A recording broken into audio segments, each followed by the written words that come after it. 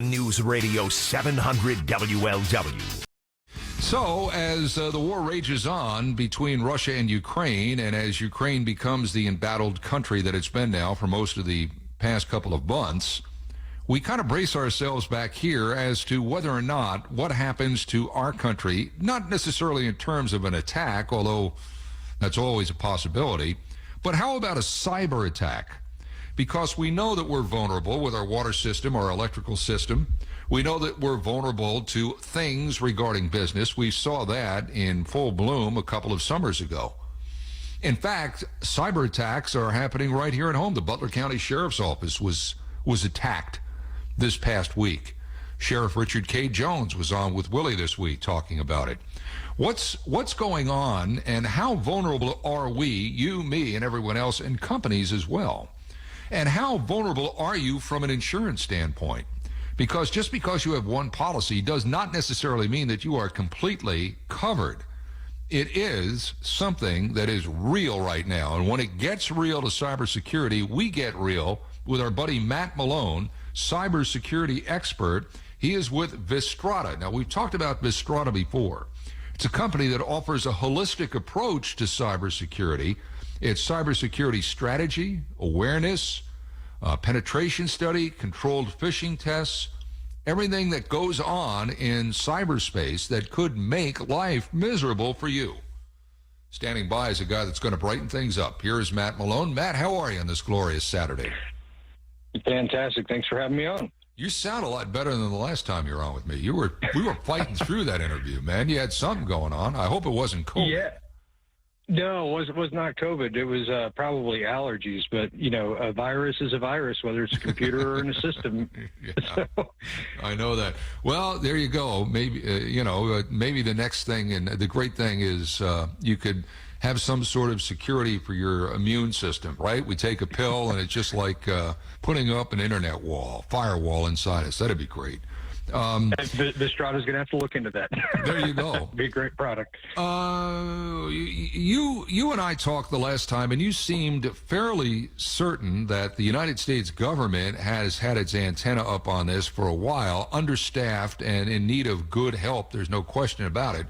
But their antenna is up for what might be an attack on our grid, be it electrical or water. But personally, and from a business standpoint, I don't sense that we're making a whole lot of inroad here in cybersecurity. Am I wrong on that?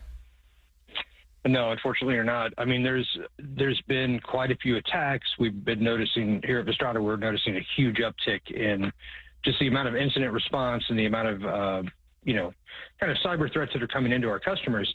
So it's very dangerous. And, you know, if your house burns down, I think what we're talking about here is like on the insurance side of things. If your house burns down, you don't have fire insurance, what are you going to do, right? Mm-hmm. So it can immediately cripple your business.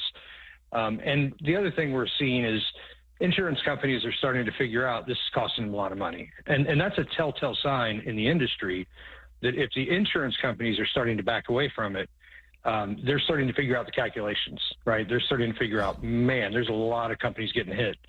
So insurance premiums are going up, coverage is going down. And, you know, and a lot of people don't even have it. No, and therein lies the rub, particularly if you're conducting business out of your house. Let's just say, and a lot of people are. They might have a side gig, or that may be their job. They're conducting their business out of their house, and they think, well, you know, I've got this umbrella policy, whether it's with one of the major companies or maybe with a regional company. I'm set. Everything's fine. Well, no, this is a specific area of insurance. Can you just highlight what that is? Yeah, so we all kind of know about flood insurance, right? A lot of policies don't have it.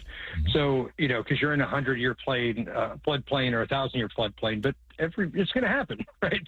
Yeah. So if you don't have that piece of coverage, you will go to file a claim and it's not going to be there. Cyber is something that most of the time when you get your errors and omissions insurance, that's something quite a ways back, right? It's a few years. You just kind of keep updating the policy. Cyber insurance is something that's relatively new. So most organizations, A, don't have it, B, don't even know what it is, and C, have no idea what's in that policy or what they should be looking for. So I just want to stop you right there. So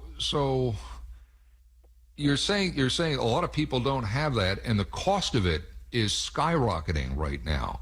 But what is the cost vis-a-vis what it may cost you if you're taken down? I mean, I'm reading these stats here. I mean, there were 1,300 corporate data breaches last year, and we're talking about a cost of more than $150 million. I'm not good at math, but that's a significant amount of money. So people have this idea of, like there's $100,000 or $500,000, right, that the ransomware people are asking for. What they don't understand is the rest of the costs, right? So there's the $500,000 that the ransomware people are asking for. That's just them, right? There's also IT people who have to come in. There's forensics who have to come in and look at the aspects and collect all the data. Then there's the lawyers that have to get involved to make sure there's no regulatory compliance issues. One customer, any customer that has gone through a breach, it's never less than 100,000, right? And it's usually somewhere around $500,000, so it can devastate a business. And I had a customer who was a small aerospace engineering company, husband and wife owned. They've been doing it for 20 years. And, they were friends of mine. I told them, hey, you guys should go get cyber insurance. And then sure enough, they called me probably about a year later and said, we need you to come in. Something happened. Went in there, helped them out, and all of that was covered under insurance. Had they not had that, they would not be in business today. We've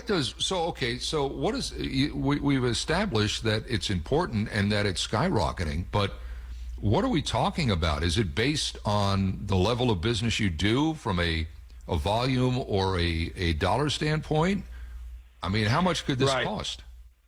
Well, it can be fairly reasonable, right? Errors and omissions insurance, it's just kind of a tack-on policy. It's not terrible right now, but the important and the most critical thing is when you go to apply for the insurance, they're going to ask you a series of questions.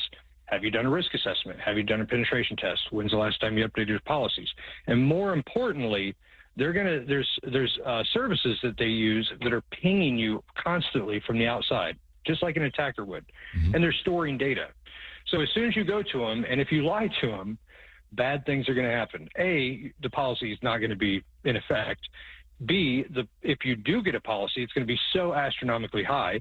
So you can save a lot of money by actually doing the things that you need to do to secure your network anyways, which is what every company in America should be doing. Right now, we just sent $800 million of weapons to Ukraine. Well, when Ukraine bombed the boat that they did over there, Russia retaliated, right? We just sent $800 million of ammunitions and weapons. What do you think is going to happen? Now, if they shoot a missile at us, they're hosed. But if they fire an electron at us, no big deal. Yeah. Right? So we definitely, I cannot scream it as loud as I can.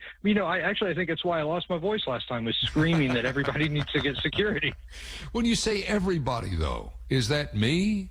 Is that my neighbor who we're just regular fools that are just walking around, Is it every company needs it? Everybody needs it. So let me put it into the instance of a gun, right? So let's say you have a computer at your household, you have electronic devices, you have IoT. Consider those guns.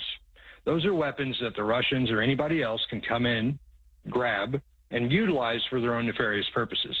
So if there's 3 million people who have vulnerable computers and they take over all 3 million of them, they call that a bot army. That bot army can do just DDoS or denial of service attacks, things like that. So yes, everybody needs to pay attention to their security. There's free tools out there. You can, run online scanners. You could go to Qualys. You could go to these other companies that can do this testing on your own internal systems and at least tell you what's going on. So to the average person, let's just say it's me. I mean, how much does it cost? So from an average person, it's you can really do your due diligence fairly cheap, right? There's a lot of one-time free scans. There's a lot of, free antivirus out there. Don't use Kaspersky anymore. That's not a good idea. But there are things like that you can go out and check. So free security services, make sure it's a major brand Don't use, kind of an off-brand or a rogue brand. But you can do those tests on your own systems. That's free. For corporations, it's a little bit more due diligence because there's a little bit more risk there, and they're kind of a better attack. So you're trying to do the basics. Now, on our website, we actually have a download paper that talks about what you can do, kind of 10 steps. And then we also have a download paper that you can talk about cyber insurance. That's Vistrada.com, Vistrada.com. So this cyber insurance, which again I'm kind of fixated on it for just a second here. Sure. Is that are they boutique companies that offer cyber insurance? Could I go to Allstate and say, hey, do you have cyber insurance? Who has it? Everybody has it. Every insurance company has it. And it's just, so in business, you have that errors and omissions, which is kind of a standard policy. Then they've started to put this bolt-on cyber insurance policy. The bolt-on is definitely a very important piece, and you just have to talk to your agent. A lot of times, some companies, their agent is pretty good, and they'll just add it in because they know it's needed. Other times, you have to specially request it. As we start seeing more and more attacks, you're starting to see the insurance companies bolted on less and less, right? Yeah. Because they just do their calculation, and they equate the risk, and that's a telltale sign that we should be prepared. When gas prices start going up, there's something going on. Yeah. So there's a reason for things. Matt Malone, our guest, cybersecurity expert. He's with Vistrada. Again, this is a company that offers this holistic approach, very proactive, to try and nip this stuff before it even happens. Okay, somebody gets a bunch of bots going, 3 million bots. They're taking over machines, or somebody takes over Continental like we saw a summer ago. Is there any reverse engineering that can be done to find out who these people are, or do they just disappear like cockroaches into the night to surface at some other point under some other name? So, no, there's actually a great thing that just dropped. So there's a company there's a hacker organization in Russia who is supposedly supposed to be a hacker organization that has no ties to the government. Well, when Russia attacked Ukraine, someone there at that organization basically said, I'm going to dump all the files. I'm going to tell the public who we are. That organization has an HR department, has a business development department. They are a company that runs, and they are a billion-dollar company that does nothing but hacking. And guess who their report to is? Vladimir Putin. So all these documents were just dumped on the internet and were validated. So we're finding that there are definitely companies that are ran in Russia by the Russian government that are constantly attacking. So it is definitely a real threat. And the way that they do it is they slowly over time. So they may take over your machine and you'll not even know it. And then 6 months later, when they want to go do a denial of a service attack, they grab them all, they shoot them over there. It's amazing that we are not, as a country, more vulnerable than what we are, because they only have to be right once, right? We got to be right 100% of the time. It's amazing that we're not as vulnerable as what we are. So this is an organization that was operating as an agent of the Russian government, of Vladimir Putin. Well, what else do they have? They must have other things over there too. It might have only been the tip of the iceberg. And how many other companies are there like that over there? It's all over the place. So in China, they have an organization that they know where the building is. They know who the people are that work there.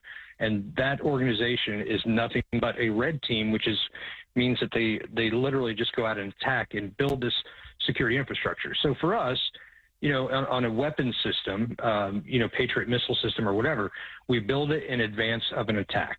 That way we have it, it's in place, it's strategic, it's right there.